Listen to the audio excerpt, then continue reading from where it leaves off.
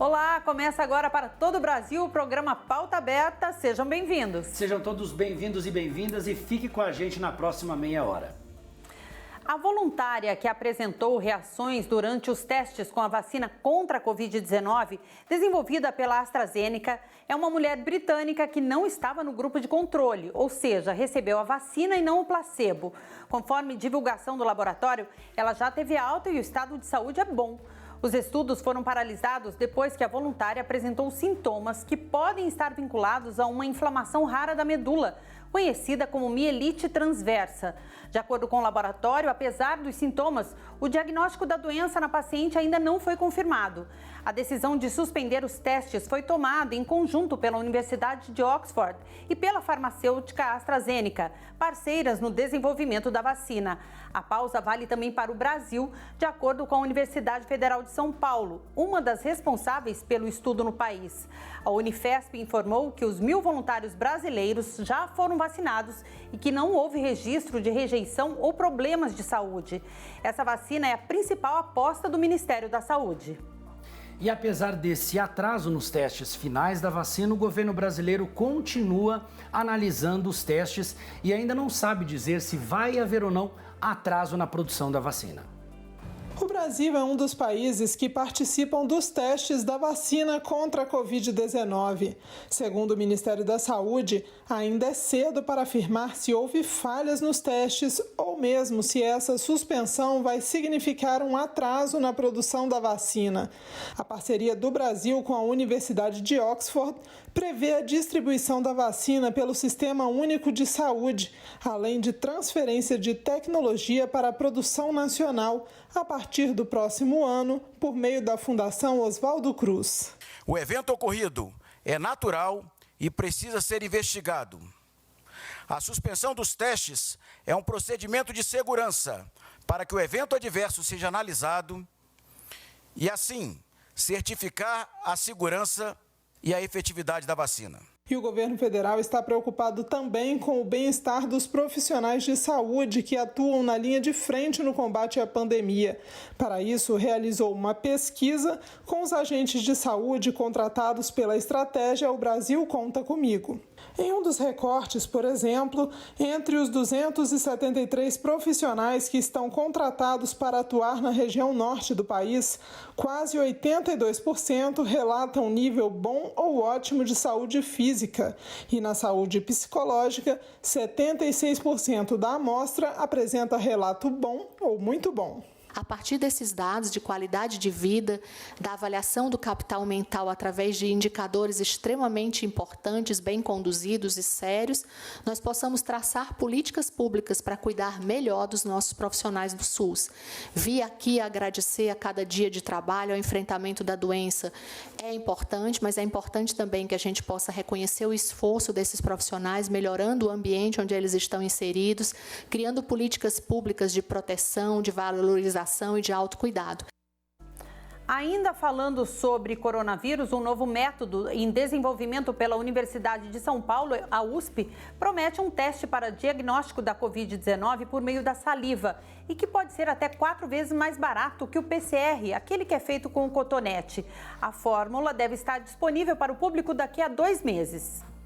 O novo exame para detectar o vírus se chama RT-LAMP e se baseia numa técnica molecular parecida com o PCR, o método mais eficaz atualmente, que usa amostras de secreções da garganta e do nariz.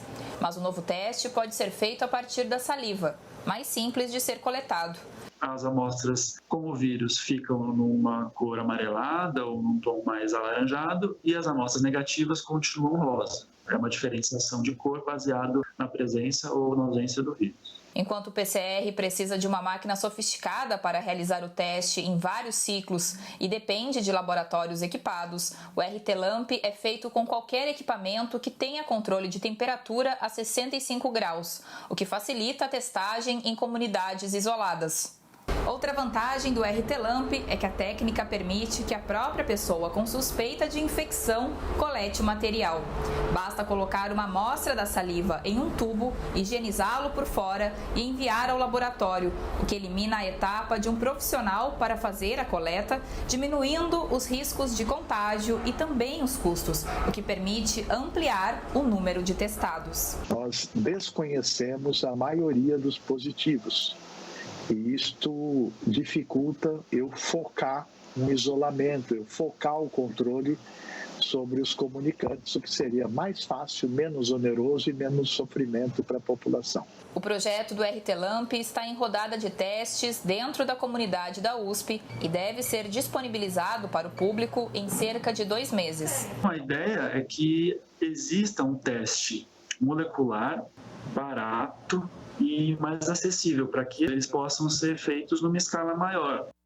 Rafael, apesar desse vírus ainda ser um mistério para profissionais de saúde e cientistas, é impressionante como as pesquisas estão indo rápido, não é? Isso é um lado positivo, digamos assim, não é? Verdade, Vanessa. E vale a pena a gente destacar aqui também, Vanessa, uma situação, um dado muito curioso e ao mesmo tempo preocupante. A faixa etária das pessoas, o público que está procurando as UTIs que estão infectados com o coronavírus, nas últimas semanas para cá, ela tem mudado. Normalmente eram pessoas acima dos seus 40 anos. Vamos colocar aqui uma média. Hoje é o público jovem, porque com o afrouxamento da situação, de uma certa forma, do distanciamento social, o calor em várias partes do país, as pessoas estão voltando a frequentar bares, restaurantes, até casas noturnas, festas clandestinas.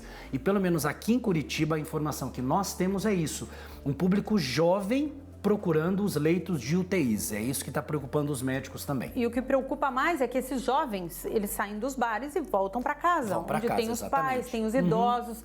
Então, é importante ressaltar que ainda estamos em pandemia, ainda é preciso tomar cuidados, né? É isso que eles mesmos falam também, os próprios profissionais da área da saúde. Se você contrai a doença e você se cura em casa, ok, vamos dizer assim, menos mal. O problema são os leitos de UTI, as pessoas esquecem dos leitos de UTI e da ocupação. Bom, e a gente agora muda de assunto falando que está sendo comemorado os 30 anos do Código de Defesa do Consumidor. E nesses anos todos, os brasileiros aprenderam a exigir os seus direitos. Além disso, são disponibilizados vários cursos na área do consumidor. Ao longo de 30 anos, o Código de Defesa do Consumidor trouxe várias conquistas. Além do portal consumidor.gov.br, para facilitar a solução de conflito nas relações de consumo, foi criada também a Escola Nacional de Defesa do Consumidor. Desde 2007, a escola oferece cursos presenciais e à distância, por exemplo, sobre educação financeira. Hoje estão disponíveis 17 cursos. Essa arquiteta e consumidora já participou de vários. Um deles foi o curso Princípios e Direitos Básicos do Consumo, onde aprendi coisas que não sabia, como a vulnerabilidade de todo consumidor no mercado de consumo.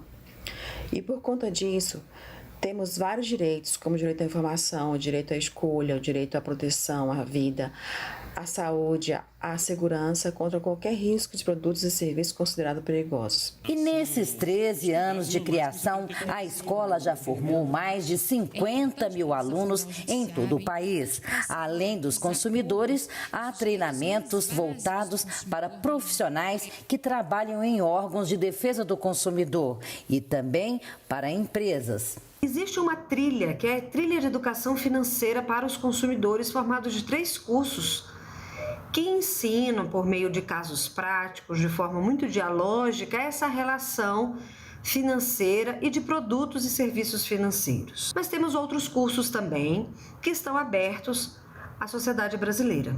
Os cursos podem ser acessados por meio do site www.defesadoconsumidor.gov.br. E nós estamos no Setembro Amarelo, que é o mês de conscientização à prevenção de suicídios. E um dos principais pontos são a depressão e também a ansiedade. Agora, na campanha deste ano de 2020, um dos pontos analisados é a conscientização das famílias, para que fiquem atentas a qualquer mudança no comportamento das pessoas que estão em casa. Prevenção é a palavra-chave da campanha Setembro Amarelo e a família tem papel fundamental nesse processo para identificar sintomas, ouvir e acolher. No carinho, no acolhimento, na atenção, na compreensão das pessoas que estão sofrendo e que podem apontar algum indício de patologia nesse sentido. Em 2018, foram 13.463 mortes no Brasil causadas por suicídio, segundo dados do Sistema de Informações sobre Mortalidade. Em 9 anos, mais de 115 mil pessoas tiraram a própria vida no país. Entre os jovens de idade de 18 a 24 anos, 25% consideraram o suicídio nos últimos 30 dias.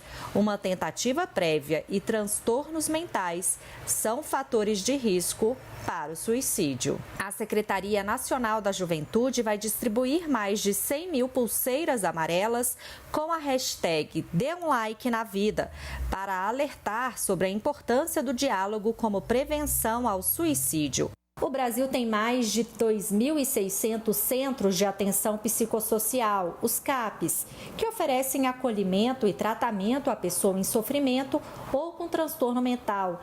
Já o Centro de Valorização da Vida, CVV, é uma organização não governamental que oferece apoio emocional 24 horas por dia.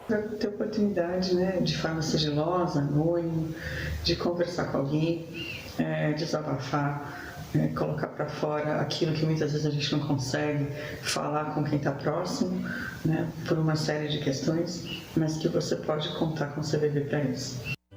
Vanessa, os profissionais da área de saúde têm dito, principalmente os psicólogos e psiquiatras, que este ano de 2020, nunca o Setembro Amarelo foi tão importante. Exato. Uma para a gente quebrar esse tabu com relação a falar sobre suicídio e outra com relação à pandemia que mudou a vida de todo mundo, né? Exato, Rafael. Esse Setembro Amarelo realmente é especial porque está no momento que as pessoas estão sofrendo realmente. A pandemia vai deixar o seu rastro, não é? E muitas pessoas com problemas de saúde mental. Então, como disse na reportagem, é hora de acolher, de ouvir essas pessoas. Vocês que têm filhos, adolescentes, crianças em casa, crianças também sofrem, não é, Rafael? Exatamente, às vezes não demonstram, Não demonstram, então os pais têm que ficar ainda mais em alerta e tomar cuidado dessas pessoas. Não achar, por exemplo, que depressão é frescura. Exatamente. Isso acontece, Isso é muito comum até hoje, é uma doença, então todo mundo tem que ficar atento. Continuamos a falar de saúde, mas agora da saúde física. O câncer de intestino é o segundo mais comum no Brasil, fica atrás apenas do câncer de próstata e de mama. Desde que a pandemia começou, muita gente deixou a prevenção de lado, o que pode aumentar o risco e o número de casos. Por isso, os especialistas alertam, é preciso ficar atento e procurar um médico já nos primeiros sintomas. E neste mês de setembro, um programa lhe relembro. É o mês da prevenção. Esse cordel animado faz parte da campanha de prevenção do câncer de intestino, promovido pela Sociedade Brasileira de Coloproctologia. A doença deve atingir mais de 40 mil pessoas no país em 2020, um aumento de 12% em relação ao ano passado. O sangue nas fezes é o principal sintoma do câncer de intestino. Outros alertas são diarreia ou prisão de ventre persistentes, cólica, dor na região anal, anemia e emagrecimento.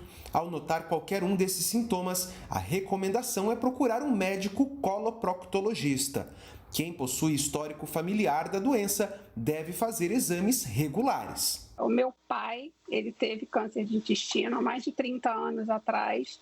Há uns 10 anos atrás, ou 12, meu irmão teve um câncer de intestino. A cada 3 anos, praticamente, eu faço uma colonoscopia. E há 6 anos atrás eu fiz uma e apareceram 2 pólipos. Foi feita a retirada dos pólipos. 9 em cada 10 casos desse tipo de câncer têm origem a partir de um pólipo, que é um crescimento anormal da mucosa do intestino. Os pólipos podem ser identificados e removidos por meio de um exame de imagem chamado colonoscopia. E a recomendação é que ele seja feito a partir dos 50 anos. Mas antes de chegar a esse estágio, é possível prevenir a doença com hábitos saudáveis. A prevenção primária é muito simples, então adotar uma dieta saudável, com muitas frutas, verduras, evitando também a carne vermelha em excesso e os alimentos gordurosos, evitar os corantes e as químicas, evitar o sedentarismo, isso é muito importante. O Pauta Aberta vai para um breve intervalo, daqui a pouquinho a gente volta.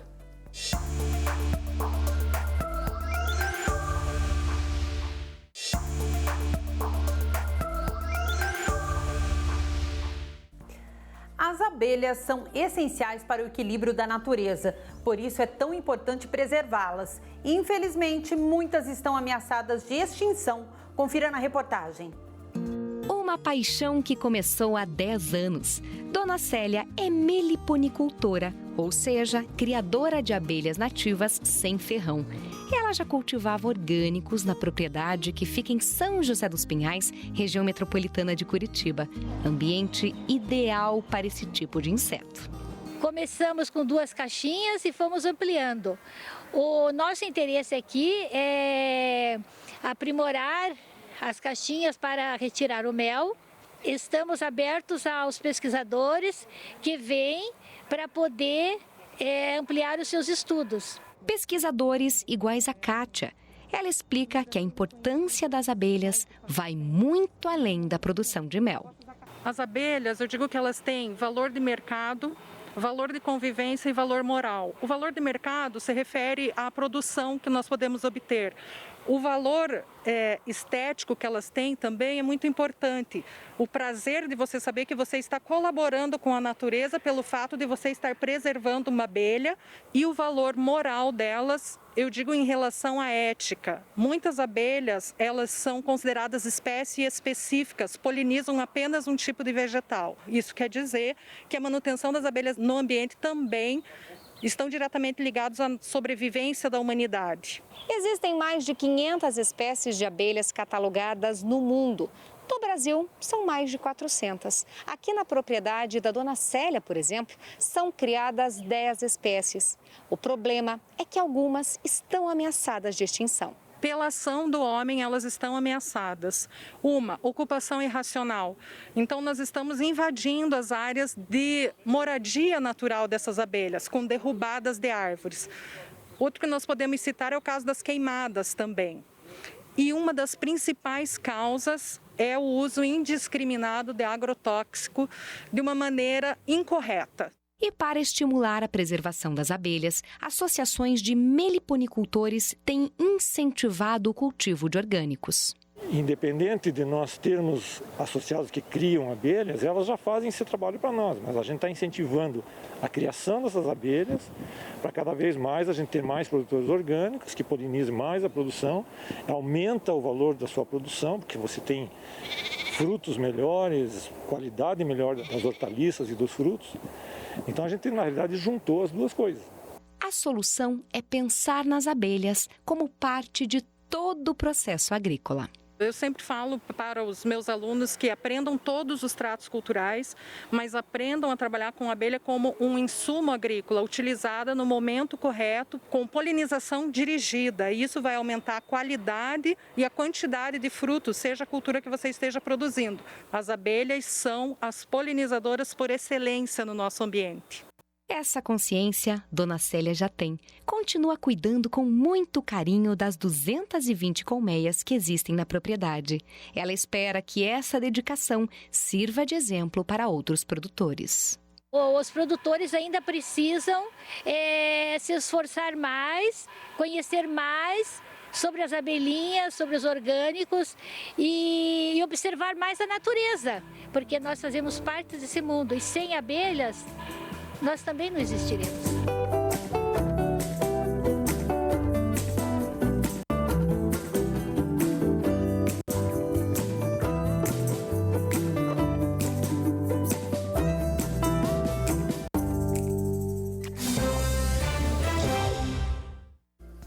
Olha, Vanessa, agora chegou um momento muito difícil aqui no programa Pauta Aberta, viu?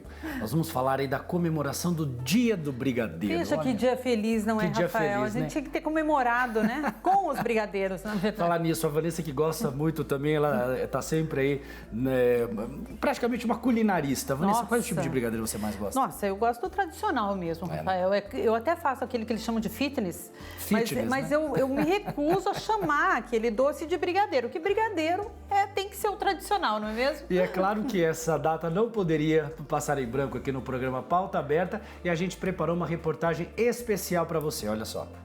Oi pessoal, eu tô aqui de novo. Hoje eu vou ensinar um brigadeiro de capim-limão, delicioso.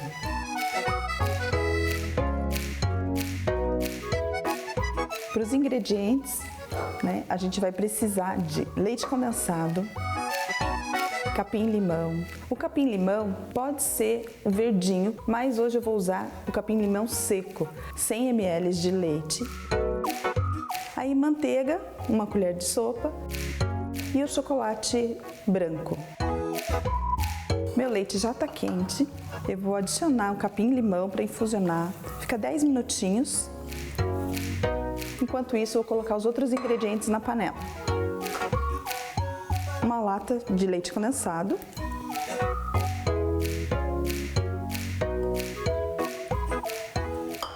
uma colher de sopa de manteiga, mexe bem. Depois de 10 minutinhos infusionado o leite com o capim-limão, a gente vai bater no liquidificador. Agora vamos coar.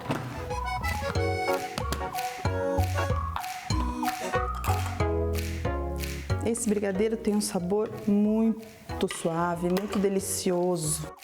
Adiciona o leite condensado, mistura bem e leva ao fogo baixo, mexendo sempre. Lembrando que é sempre em fogo baixo, mexendo sempre sem parar. E o ponto é quando o brigadeiro começa a descolar da panela. Agora ele já está quase no ponto e vou acrescentar o chocolate branco. Mexe sem parar até derreter, incorporar bem a massa.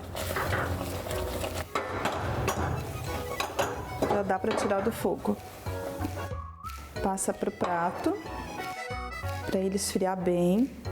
Depois que ele estiver bem friozinho, a gente vai enrolar.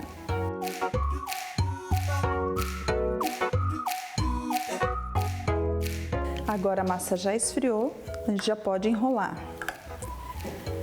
Perceba que ele ficou mais amarelinho, mas é porque foi feito com o capim-limão seco. Quando ele é feito com ele mais natural, né? Ele colhido ali na hora, ele vai ficar verdinho. Então você pode colocar, ao invés do açúcar cristal branquinho, tem o açúcar cristal colorido para vender. Aí ele pode pôr um verdinho que já vai dar um outro efeito, uma carinha mais bonitinha assim. A forminha também, essas forminhas são as tradicionais, mas se quiser fazer um efeito, fazer para uma festa, uma mesa mais bonita, elaborada, tem umas forminhas especiais para festa, para mesa de doces. Vanessa deu água na boca, né? Tenho certeza que a gente vai sair daqui para uma padaria. Ah, a gente precisa. Disso. Eu falei para você que eu gosto do brigadeiro tradicional, mas esse de capim-limão parece irresistível. Eu lembrei também, eu comi aqui em Curitiba em um restaurante também, um de Eva Cidreira, também muito bom. Nossa, uma delícia. Delicioso. E com essa receita de dar água na boca, a gente se despede, o Pauta Aberta fica por aqui. E se você perdeu essa receita ou quer rever o nosso programa e outros programas da grade da TV Evangelizar, é só você acessar aí o nosso canal oficial no YouTube, que está aparecendo aqui, ó, no seu vídeo para você. Nosso muito obrigado mais uma vez ao seu carinho, à sua audiência e até o próximo programa. Tchau, até a próxima.